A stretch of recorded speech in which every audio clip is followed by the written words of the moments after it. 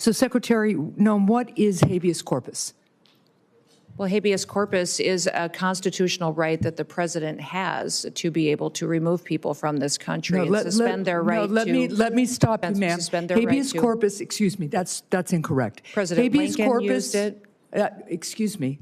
Habeas corpus is the legal principle that requires that the government provide a public reason for detaining and imprisoning people. If not for that protection, the government could simply arrest people, including American citizens, and hold them indefinitely for no reason. Habeas corpus is the foundational right that separates free societies like America from police states like North Korea.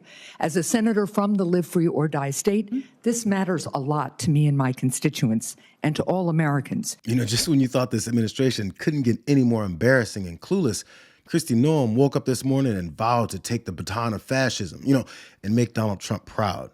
And the initial embarrassment wasn't even enough to slow her down. So, Secretary Noem, do you support the core protection that habeas corpus provides, that the government must provide a public reason in order to detain and imprison someone?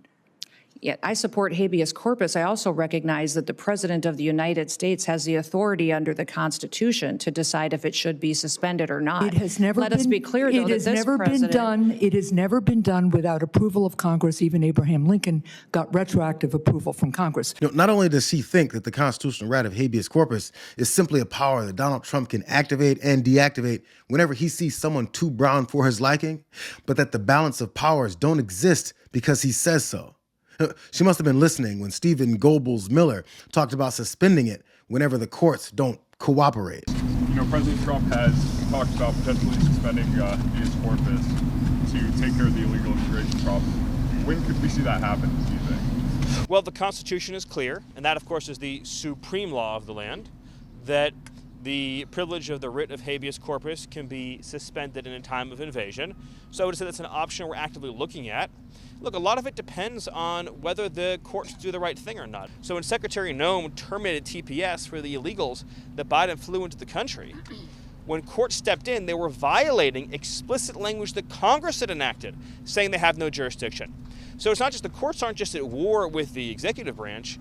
The courts are at war, these radical rogue judges, with the legislative branch as well, too. We're actually letting this Gremlin-looking piece of garbage declare what an invasion is and what accomplished judges and public servants can and should do, because he has an insatiable hunger for hatred and bigotry. He knows he can mold Kristi Noem into a useful messenger of their fascism without an opposing thought that shows any commitment to this country. You're about to lose a fifth of your workforce in FEMA, correct? Mm-hmm. There are individuals in FEMA that are no longer working with us. They may have taken early retirement or deferred retirement. How are you going to meet the needs of our constituents in Missouri or Connecticut, which suffered floods recently? I saw FEMA in action then, as I've seen them over the years. They are dedicated, vigorous public servants. They appear and spend hours and days and weeks caring for people. You're losing a fifth of them, including most of the leadership. What's your plan to replace We've got them? many people in FEMA that do very good work every day taking care of people that are in a crisis situation, that are experiencing the worst day of their lives. The problem is that over the years and under the Biden administration, they failed the American people. You're not answering my question, Madam I absolutely Secretary. am. How are you going to replace a workforce You can't convince me that any federal government agency does a better job just because it has more people. More people does not equal a better job. Better job is accountability to people and making sure we're taking care of them. Or anywhere in the country, if you don't have the dedicated public servants in FEMA and you're losing them. Yeah, she's vacant enough to carry the water, thinking that their policies will somehow only affect the Americans that they publicly hate for the sake of dividing us.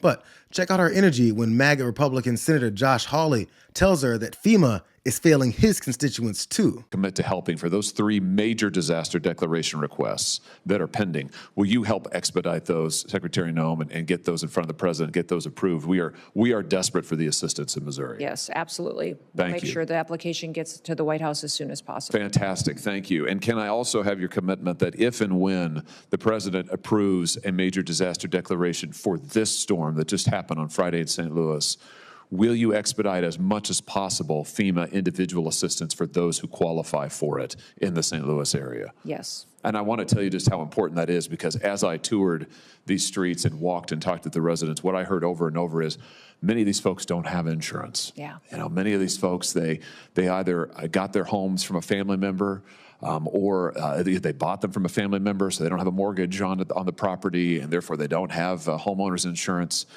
So, as you know, having been a governor, in many instances, FEMA assistance is going to be the only assistance. It gets tough when Joe Biden can't be blamed for a current storm that's forced a Republican official to voice their needs from a government agency that they claim doesn't need to exist. It's wild that when their president announced an end to federal FEMA assistance, that they didn't see devastation coming with storm season right in front of them. You know, they thought they could rely on demonizing along racial and ethnic lines to fuel their march towards fascism, forgetting that none of that keeps tornadoes and hurricanes from ripping through communities of MAGA voters too. But Marco Rubio also took a turn at pleasing their madman king today. In the case of El Salvador, absolutely. Absolutely. We deported gang members, including the one you had a margarita with. And that guy is a human trafficker, and that guy is a gangbanger, and the evidence is going to be clear. In the days to come, you're going to see who you went to defend. I'm sorry, Mr. Chairman. Secretary Rubio has the floor. Mr. Chairman, he can't make unsubstantiated comments like that. Secretary Rubio has the floor. Secretary Rubio should take that testimony to the federal court of the United States, because he hasn't done it under oath. This is how it was supposed to work. You know, Stephen Miller and Kristi Noem declare that habeas corpus allows them to baselessly claim that a guy they admitted that they wrongfully deported and imprisoned in a foreign jail will never be spoken of again because Donald Trump convinced enough people that being Salvadorian is a crime. That's how racist minds work. And Marco Rubio is the useful minority whose job it is to validate their bigotry. The reason they avoid the judicial process is because every time their accusations require some kind of evidence, they end up getting thrown out. People apply for student visas to come into the United States and study. And if you tell me that you're coming to the United States to lead campus crusades, to take over libraries and try to burn down buildings and acts of violence, we're not going to give you a visa. Is that what Ms. Ostork did? We're not going to give you a visa. Is that what she did? Come on, Mr. Secretary. And every single one of these cases, the factors are different. Senator, the bottom line is, if you're coming here to stir up trouble on our campuses, we will deny you a visa. And if you have a First visa Amendment and we find you, to we'll revoke living in the United States? And we're going to do more. There are more coming. We're going to continue to revoke the visas of people who are here as guests and are disrupting our higher education facilities. People are paying money. These kids pay money to go to school, and they have to walk through a bunch of lunatics to the who are top here on student papers visas. disrupting the Simple foreign as policy of the United States. I want to do more. I hope we can find more of these people. Pathetic, Mr. In fact, Secretary. the other day, some guys led a riot. I forgot what university it was, and I asked, please, can you find the arrest records of all the people that were arrested at that riot at that campus? Because if any of them have a visa, we're going to revoke it. I feel so much safer when you lock up people like Ms. Ostork, Mr. Secretary. We've had enough. I've said it a bunch of times. It's a waste of time to argue with fascists over whether or not they're fascists. You know, they already know it. It's why they keep saying and doing fascist things. It's who they are. So the next best thing is to keep asking them the right questions, you know, to force them to spew their un-American belief systems so many times in public that the most naive in our society maybe eventually see it and slowly distance themselves from it. Or they could just shame them to their souls, the way that Senator Jackie Rosen did to Marco Rubio. Secretary Rubio, I'm going to embrace my Jewish mother instincts for a moment. So as a mother, a senator, and a fellow human being, I can tell you that I'm not even mad anymore about your complicity in this administration's destruction of U.S. global leadership. I'm simply disappointed. And I wonder if you're proud of yourself in this moment when you go home to your family, because I've always found you, Senator Rubio, to be a bipartisan, pragmatic partner, a true believer that the U.S. is stronger when we lead with diplomacy and development. You have a strong record on this, but I don't recognize Secretary Rubio. A stalwart support of Israel, you've watched this administration abandon Saudi normalization with Israel in order to pursue business deals. You were once a fierce critic of Vladimir Putin, but you sat idly by as the president berated the elected leader of Ukraine for not capitulating to Russia.